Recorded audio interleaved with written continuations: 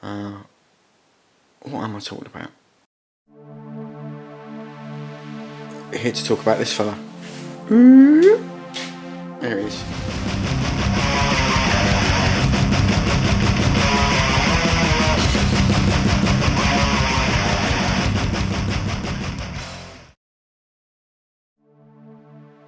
So yeah, it's the Imperial Fist Praetor that I'm going to chop about, because I prefer this armour mark to the Alpha Legion one.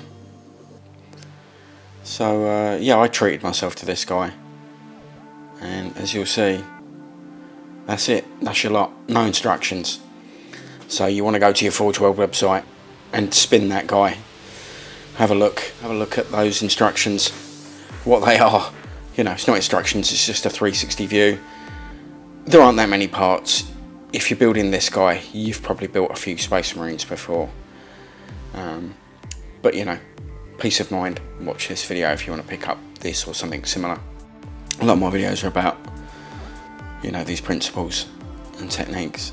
So you can see there, the top of the body has this kind of almost like cabriolet system. You can lift that off, I presume, to place the head, position it, paint it easier. And then on the body there, we've got that nice system for keying that in, so you get the perfect pose. So I've got my tools together, my knife, various grits of paper, some VOLKITE weapons from God knows what, an aborted project, a demon blade. I'd seen somebody do this on another conversion, not that dissimilar to what I'm building, and it looked quite cool. I don't end up using it, spoilers, it just looked too big. I think the other mark was the Cataphracti, the actual Alpha Legion one, that, like I say, I'm not overly keen on, and it was bulky enough that it could carry the size of that sword. Otherwise what we've got here is, you know, Terminator Fist, that I'll cut that hand off. I think that ends up being the hand of the pistol. I dug out another one later on to pop on a sword. Again, not that sword, a different one. You'll see later on. So yeah, gathered our bits. I'm looking at these VOLKITEs. I like the size of this battery pack as opposed to that one. It just looked really small and done a little cut and shut job, which again, straight lines. Got some green stuff and all important paper clip for pinning of parts. So a lot of this is the slightly nervous slicing of detail off of an expensive model that you've paid for all this detail. I kept some because it's in the canon. The Alpha Legion have infiltrated all the legions from their inception. Read Alpharius, great book. Mike Brooks is putting out some really good stuff. Very good modern writer, wink wink nudge nudge, good use of pronouns and stuff. Yeah, anyway, shaving off these little bits and sanding, shaving and sanding. Use a nice sharp blade. I know I'm cutting towards my fingers, but a sharp blade is more controllable than a blunt one. You're going to have to use more force. As soon as you feel yourself having to use a bit more force, get rid of that blade and get yourself a new one. Save the old blades because they'll still be good for scraping, flattening off of detail. I do try and swap between my sharp blade and blunt blade. I try and use a blunt blade for scraping flat surfaces. Here's one of these diamond files, trying to show you the cross section of it there, but it's curved on one side and flat on the other. So I use the curved side to get a nice kind of concave shape to the front of that pad there. Follows the shape nicely. But yeah, essentially this is just like a sanding block. I'll use various grits of sanding paper. You know the deal. You know the drill. Sorry, sore throat. I'm rotten. I had COVID at the beginning of the month and I'm still shaking it off. I picked up an infection along the way, so I sound like crap. So yeah, I'm going slowly on this one. Lots of sanding. I'm taking my sweet time. I'll show you this one at full time. This is like every stroke, and then as I do the latter ones, you'll see, you know, you can infer how much time I've spent on this. So yeah, working away, just going on to this little detail on the top of the thigh, just streamlining it. I always feel the Alpha Legion should be quite, dare I say, tactical, streamlined, minimal pomp and ceremony. I don't like the whole kind of dragons and serpents and scales. It's not really an aesthetic I buy in for. If you do, go for it. I'm trimming all those foofy bits off. I've kept some of the detail just because it, you know, it kind of shows that he was embedded in the Imperial Fists, doing his thing in the background until the day that he needed to pull off his mask and show his true colours as an Alpha Legionnaire. So you can see I kind of go up to that detail and scrape away from it so as to get nice and flat. Use the flat of the blade on the flat surface, use the curve thing on the curved side. You can see I've done one shin, one thigh. It's the same thing, repeat, same process. Just giving that little groin section a little scratch, eye-watering. It's like a little Roman skirt, and that kind of leather studded thing that hangs down. There it is. When trimming Forgeworld Resin, I tend to cut nice and far away and then sneak up on the and get closer. All three of those bits that I just cut, the area that you're cutting isn't that crucial, because it then has a part that goes over the top of it. But it's always worth being aware of where that fill gate goes into the piece. Just because of the way resin works, you often get some fluid and structure through it. So when you cut, you can find that those fracture lines, almost like marbling if you like, you cut that material, it wants to shatter along those lines. It's just always worth being aware of that. Another little thing I noticed here, just that's going to be relevant to my conversion, is there's a little bit of detail on the, what is that, the right arm. It's flattened off, you can see just there. So I'll have to cover that up with something. I find a couple of purity seals that I'll pop over that. You know, that's why you shouldn't be afraid to do a kit bash, because there's always some greebly detail that you can stick over. You can always find a bit of detail to put on these things. Right, I've picked up the cape next. Again, one where you really want to be sure of where you're cutting the gates. But I've kept them on this for now, just to give me an extra handle. And I'm looking at finding the right shaped tool to fit into those. So the best kind of contour match, so that you're less likely to damage the overall piece and take off the detail. I've not used these before. I picked some up recently, little sanding sticks. They don't have any markings, so you just kind of got to pick them up and have a little feel of what's going to be best. They're paper, sandpaper that is, and then foam, but they seem to have a little kind of core of plastic to them, and you see here they're just not as flexible as I would have hoped initially. So what I end up doing after, you know, just having a little go with it, is I cut a little bit off and just using the tip of that scalpel, I wiggle it around. There you go, it found purchase, and now I can sand in that area nicely. That scalpel has had the tip snap off. It's the scraping one that I was talking about earlier, so that one is less likely to poke through and gouge up the nice cloak. So again, little sweep, scraping with the knife. I have remembered to use the scraping knife. And again, just kind of watching the angle, moving the piece, moving the blade. Right, now that I'm happy with that, I'm just cutting away those little fill gates. And then I'll sneak up with some shaving with the sharp knife. I don't know if you saw those little gates. I keep these little tubes and bits. They're just kind of quite nice little bits of broken pipe and bar that I stick in my rougher basing material, handy. Just having a little look, checking over the cloak with a softer grit. Mould slip on the back of the cloak there, where it goes up.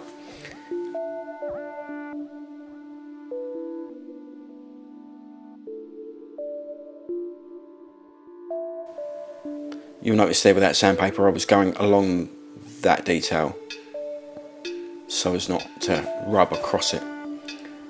This is the torso. Again, cutting away those gates. Now that side, the shoulder there, because it's quite a large gate, I'm just running my knife along it. It's slightly angled out towards the pipe. Very difficult to see there, but I'm angling it towards the pipe so that any stresses as I cut now should follow that fault line, because I'd rather it leaves that raised part on there rather than a concaved part. Filling it in as a ball lake, sanding it back is nice and easy. So nice flat sanding block. Just gonna shave the majority of that down, go up to higher grits, shave it, scrape it, shave it, scrape it.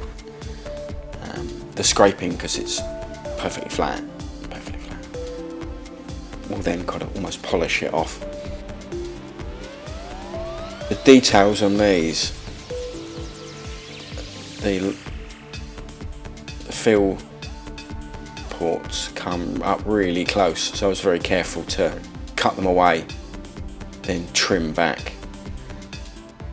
VII, the Roman numerals from those pauldrons, and then the other one more laboriously, just taking off all the detail. It was all Imperial Fist, all a bit busy. It wasn't an easy way to get rid of the fist and leave some of the other iconography, which would have been nice. So again, watching the very delicate lines, I follow along them. You can see I'm sanding along it there very carefully, using the soft foam block. Finer grit, more finer grit, just tidying that up so it would take paint nicely. Okay, back to that sword again, just to show you the principles. So I scrape away from the part I want and angled in towards the bit I'm cutting off. I use the sharp blade to get a start, and then I use the back of it because it's wider, and then it goes, obviously that's sharper on that side. So if you use the back, it's wider, and it's just like gouging it out. It means then when you cut with the sharp edge through the middle, it's got a guide. It's definitely going in that direction. So I've gone on both sides, and then I'll cut through. A bit of sandpaper. Trying this cork block as a way of staying in the centre of the screen. Helps me as a little visual thing, and you can see I rest my hands on it. When I paint, I tend to pop my hands up on something. If you've got your hands on something, you don't then lean slowly forward and find you've got a crooked back. So this is again another Imperial Fist icon that I'm removing.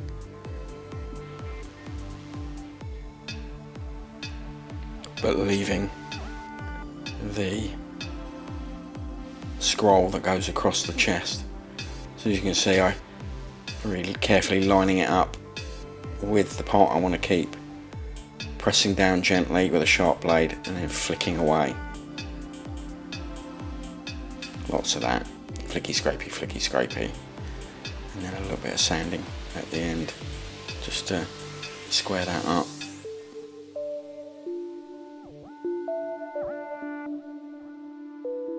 Got the top piece. I give that a little sand here and there just to get those to match beautifully. So I'm not sure how useful that's going to be, but you know, there it is. So that's the pistol. I did the cutting off camera, just gluing that hand, that again, nice straight cuts, using the technique that I did on the sword to get that all squared up. That's that wrist piece that had some of the detail missing. Now, super glue, it always blocks up, doesn't it? The nozzle goes or the lid gets stuck on. So I'm using a little sculpting tool, old dental tool I picked up cheap, dab that into the lid, pick up a bit of glue, and you can always scrape the glue off halfway, midway, at the end of each session. Scrape that glue, excess glue away. Gives you a nice little applicator. So that's the right hand. That looks nice. Nice scale to the VOLKITE VOLKITE what? VOLKITE something or other. They've all got funny names. Sorry, a bit out of focus here. These are the this is the head and the little pauldron parts. But what I'm doing here is I've got a little bit of the UV resin that I've used in other projects, and my USB UV torch, which is dead handy because batteries are expensive and stupid. So I've put a tiny bit of that in there rather than putting anything else. You could fill that little cross on his face with super glue, but super glue is quite hard compared with the resin, and whenever you put something hard in something soft, you rub so hard on the hard thing, it's very easy to then rub off to one side and wreck the very soft, comparatively soft resin next to it. But having worked with this UV resin, I think I might be using this going forward. It's just that little bit softer. Watch this space. So again, I took a little bit of the detail off the top of the helmet. It just looked a bit busy. Again, streamlining for Alpha Legion stuff. I'll talk about this. You can see what I'm doing here. Just tidying up those little parts. And you see it is the right one, but you know, resin being what it is, they don't quite line up when they're finished. Yeah, there you go. That's how I'm using the glue these days. So I pick up that part, a little bit of glue on there, a little bit inside, because if it pushes out, you can always mop it up quick.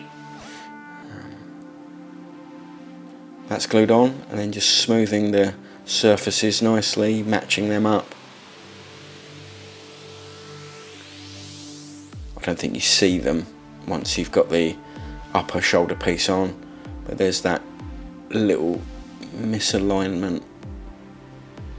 When you're moulding resin, the volume of it, big pieces shrink that much more than smaller pieces, so the volume difference of that arm piece and the comparatively to that, those little leather, oh God, I don't know what to call them, it's quite different. So here we've got the torso to pelvis, and obviously they've given you a nice square keyed joint so as to be able to position it exactly how it shows on the cover. I'm not that into it. I think I'm going to twist the body a little bit. It's not a great deal, but it gives me the option to, you know, it locates on it, but doesn't, you know, isn't keyed in to those 4 angles. Here he is mocked up with a bit of that good old blue tack. Now this sword I've built off camera. That's a Blood Angel sword. It had the sanguinary guard. It had the wrong hand. It was in the left when I need the right, or vice versa. Can't remember. That's his. What's that? That's his left hand. Yeah. So it was in his right. So again, it's just a simple matter of cutting a Terminator hand off of another part and sticking it in. I wanted to maintain the height of the other arm. On this other model I saw with the Demon Blade, it was hanging really low and it gave it weight and menace, but I wanted this guy to still look quite slick and fast, and that blade, whilst looking quite brutal with that guard on it, still looks like he can whip that sword around at speed. So there we go, getting closer to it.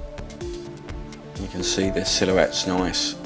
That kind of dynamic posing is on the legs is good. Just looking at the twist of the body, the facing of the head. I've glued the head in with the tiniest wisp of super glue, so little that you could snap it off if needs be. I think in fact I do. Turn it just a few degrees. you'll see there's these little parts on the top of the leg, and both of them, the way it's moulded, they look so perfect that it threw me for a little while. But you have to, again, sorry, it's a little bit out of focus, cut out that middle section between those two forks, should we say, two prongs. So I've cut vertically along them, and then being very careful, I ping off the excess, and they do come into focus eventually, and you'll see what I'm talking about. Just squaring that off with some very delicate scrapes, barely putting any pressure on this because I don't want to rip those parts off if I can help it. Those little sanding sticks, just clearing that out. Now there was a bit of back and forwards on this because you can imagine such tiny parts. The alignment is down to thousandths, or quarter of a millimetre. So you can see it's a little bit snug there. It fell off. Thought it was going, but it fell off. So I get my knife into those little grooves and just open them up a touch more. Just kind of taking the opening out and a fraction, cunt hair, shall we say. Edit that. So again, this is kind of quite handy. I wouldn't want to have put that amount of glue on with a nozzle, so dabbing it on, pushing that part on, they look nice. But what I did do was put a tiny bit of glue, like medium super glue, on a paper clip and just dropped it in behind it, just to make sure that it was backed up with a little bit of something of volume. So there's the shoulder parts, giving them a scratch. The existing shoulders on the Marine already have got a lot of sanding on it, just to smooth those bits in, so they're keyed up. Glue those on. Happy with that, line it all up. But you can see I'm being very careful not to push them up to the main torso too much, so that little so his cabriolet, so his roof can come off. I've taken the body off to make it yeah, easier to hold, less moving parts. There we go. Get your fingers closer together, you can work that much more comfortably. So you can see that little gap, so that the top of the torso can come off. Just looking there to make sure I haven't done myself a wrong, and the cape still fits. Right, get in there. That, oh yes, of course, here's Iron Halo, or whatever we call it in 30k. I cut that down, cut off the Roman numerals, because thanks. He's coming from the rain, so his tail's wet, so that's good. So you won't see much of him in the episode because it's pissing with rain at the minute. He's getting involved. Yeah, what was I saying? So I cut off the Roman numerals and put that on his cabriolet roof. It's a hard word to say, cabriolet. And it actually makes a nice little handle, so I can pop it on and off easily, rather than using a thumbnail. What am I going to do with that cloak? Can't paint it like that. I'm going to pin him. So what am I going to do with that? Okay, tricky. I've wandered off camera. Sorry. Trying to follow it in editing. I've drilled a tiny little hole there and put it on a paper clip, so I've got something to hold it by while I spray it. I've had my tea and I've made a base. Bit of a bowl Predator, I think. Bunch of chuff. One of those little plastic rods, resin rods from the sprue. Bit of cat hair, obviously, always with the cat hair. Pinned it, primed it, oil washed it, primed him. Good old Halford's primer. Oiled him up as well. Slathered him in it. Just black so you can see the parts for the beauty shots at the end. And I always find it's helpful. You can see what you're doing with the rest of your paint job. You can always find those little bits and you don't go, oh bugger, I've missed a bit halfway through it. So I've slathered it on. I'm just using a bit of kitchen roll and just gently rolling it over, dabbing and tapping away the bulk of it just so it's left in the recesses. The majority of this will go. As I say, I just find it really handy for the painting process with these old eyes. The parts stand out, you can see one bit from another. So yeah, a bit of kitchen roll. I do use a cotton bud later on, but I find, you know, making a little roll like this with all that, the end grain of the tissue, is like you dabbing it off with a big dry brush, which is really handy and quick, and it's cheaper than cotton buds. So there's your cotton bud. Get wooden ones, please. I know you don't own Exxon, I know you aren't Jeff Bezos, but you know, we can try and do our part. So you can see, just dabbing away to get the last polish up, if you like, at the very highlights, having got the bulk of it off with my tissue. So here he is, built up, round and round on the little Lazy Susan. Where did that come from? Such a weird term. It's on the roundy round thing.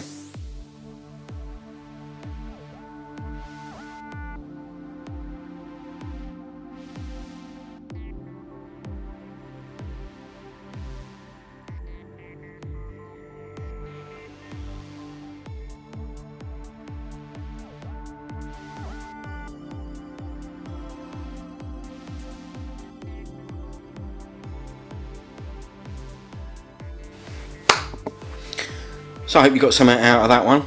It's just a general how to do Forgeworld models with their limited instructions. Limited, barely existent instructions. You get some kits, they will have them. Don't be alarmed. Certainly there's some videos out there for Contemptor Dreadnoughts. Not sure where the link goes. I'll put it in the cat otherwise. You know what that joke means, right?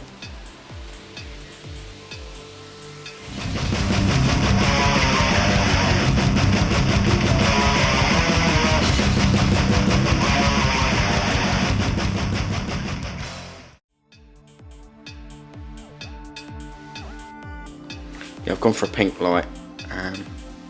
It's traditional YouTube pink. Blue would have been much more fitting for the Alpha Legion.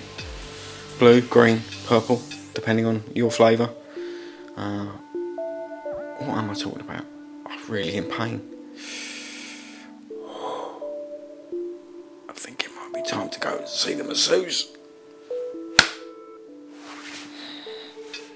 I've got to record separately because the port on my camera's fucked. Great. And I'm standing up because as well as a fucking chest infection, my back's shot. So if I sit down, I stay down.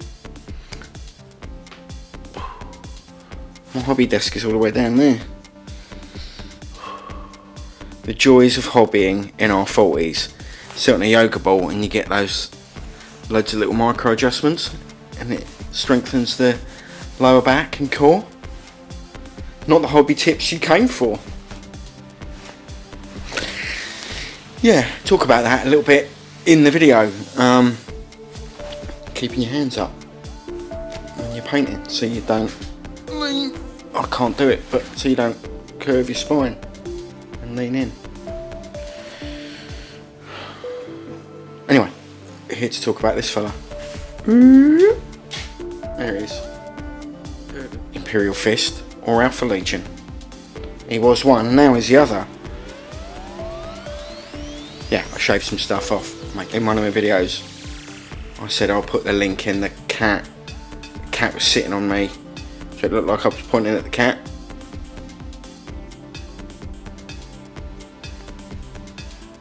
It's an internet joke. I don't know if I explain it, does it get funnier? So jokes work, right?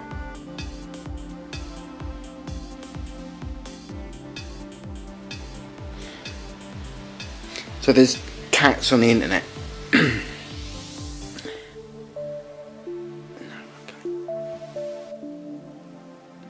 Because everybody's got a cat these days. Real ones, cardboard tube ones,